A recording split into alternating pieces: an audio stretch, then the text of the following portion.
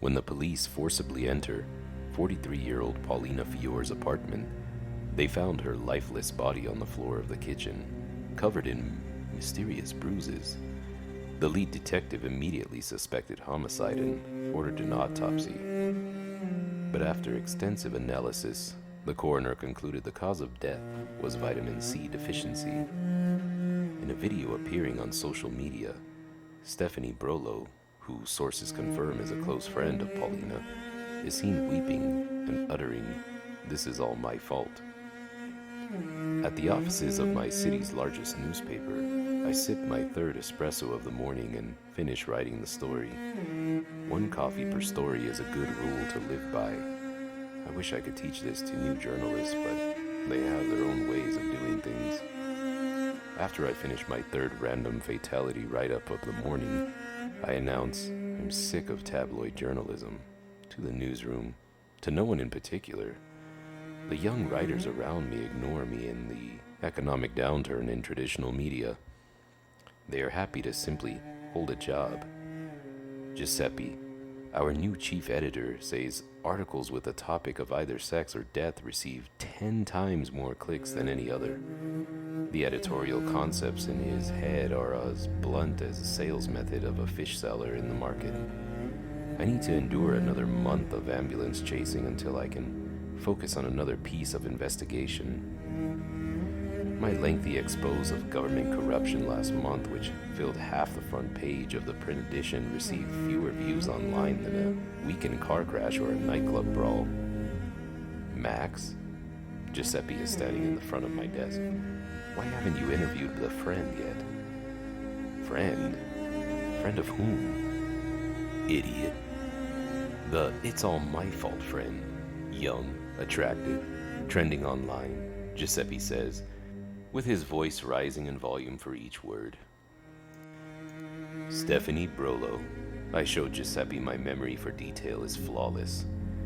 I didn't study political science to chase after friends of murder victims and suicides. Do it. He turns around and stomps off. Halfway across the newsroom, he turns back and shouts, "Vitamin C. Focus on vitamin C. Nutrition stories are good for advertisers, Max." Several reporters type notes into their mobiles. Even an untrained eye can foresee them proposing all types of vitamin stories in tomorrow's news meeting. I dial the friend.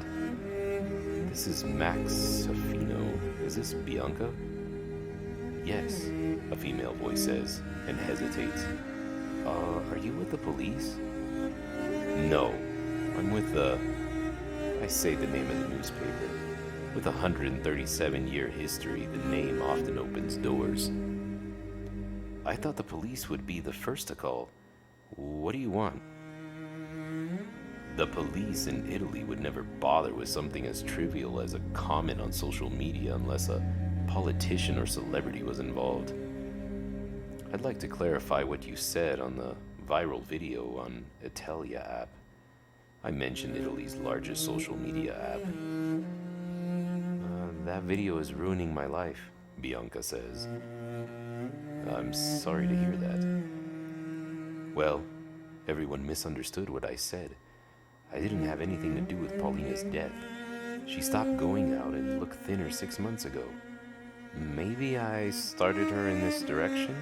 She catches her breath. "I only called her twice after she stopped seeing me. I should have tried harder, gone to her home." "Yes?" "It's all too much," she says. "Thanks for calling me, but sorry, I don't know who you are." Abruptly, the mobile screen turns red. She disconnects the WhatsApp call and goes offline. Good work on the Paulina interview. Giuseppe reaches over and picks up on one of my antique pencils and massages it between his fingers. No problem, boss.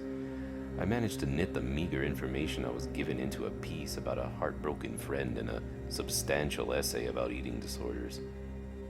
Nice pencil. He studies the Castelli wooden pencil. "Max, are you 10 years too old for the newsroom, but you are a cat that always lands on its feet." "The Tiger of Turin," I propose. I'll accept that as a byline. An important-sounding moniker is the best I can hope for these days.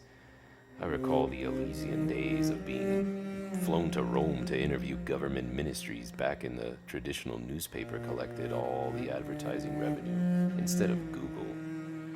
When assigned a story, one of the first duties as a beat reporter checks off as to contact family members. I locate Paulina's father on social media and send him an introduction. This is Max Serafino, a reporter with the Turin Register. I'm writing an article about the unfortunate incident of your daughter and would like to ensure I have all the details correct. Please contact me at your earliest convenience. I receive a reply which appears to be copied and pasted. We have nothing to say. Do not contact us again. The Fior family. I moved on to another breaking story, and Paulina's story gets pretty quiet in the newsroom of the Turin Register for several days. Max, line 7, someone shouts. I answer, city desk, Max Serafino. This is Paula Fiori's father. A man says, our daughter, it's all her fault. We saw how much time she was spending on her mobile and we never stopped her. I'm sure it's not your fault, but I would like to hear more, I say. Is there a reason you decided to call me today? The police unlocked her phone and asked us some questions about the website she was looking at. Then, do you remember any of these names? I don't know. I've never heard of any of them, he said. But most of the articles were about diseases. Was she in contact with anyone? Well, they did say she received the links from friends on Italia app. Judging by reports from the neighbors, Paulina has not been outside for months. The friends must be online ones. I called Professor Rizzo at the University of Turin. Could fear about disease, viruses, and bacteria and so on cause a patient to suffer from malnutrition? I ask. Mysophobia, commonly called germophobia, can cause a patient to avoid touching food, to eat with gloves, that sort of thing. In problem cases, it may cause patients to limit social interaction and avoid public places. Paulina appeared to be living in a diet of boiled pasta. That sounds possible, but I've never heard of malnutrition, even in the most extreme cases of myosophobia. Hunger, including a desire for a mixed diet, is stronger than almost any other psychological urge. But isn't the urge to survive even stronger, I conjecture, trying to imagine what the existential threat could be? How could Paulina completely avoid something so widespread as vitamin C? I update the chief editor on my progress on the case. This has the workings of a good human interest story. Food, fear, female victim. Giuseppe looks satisfied. Keep digging, but steer clear from anything negative about Italia app. You know, they deliver 30% of our incoming traffic. I am on speaking terms with many people in our city. People love to talk about themselves to somebody who's actively listening, especially if they perceive them to be in the position of authority. After graduating university together, Bruno went on to more international path than I. Having worked for 15 years in Silicon Valley, he returned to our hometown and was soon shaped up and snapped up by Italy's largest social media company. A glimpse at a life I could have lived. I canceled dinner with Gabrielle to set up a cozy dinner with a 40-year-old man. On a clear, dry evening, as dusk descends over Turin, as it sits in the valley between the towering Italian Alps on one side and the rolling hills that rise up on the Po River on the other, I walk toward the rectangular bulk of iron lattice that is the old Fiat factory in Lingotto, on the south side of the city. The factory, almost a kilometer long, has transformed into offices and a ground floor shopping mall. Now it's popular with high-tech startups, many from America, France, and Germany. The building that was the epicenter of the city when Turin produced half of the automobiles of Europe is now filled with people trying to figure out how to sell discount handbags through e-commerce. At least the people of Turin are no longer destined for a life of hard labor as previous generations were. Paulina lived not far from this building. At the Osteria del Fiat, I've asked for a quiet table.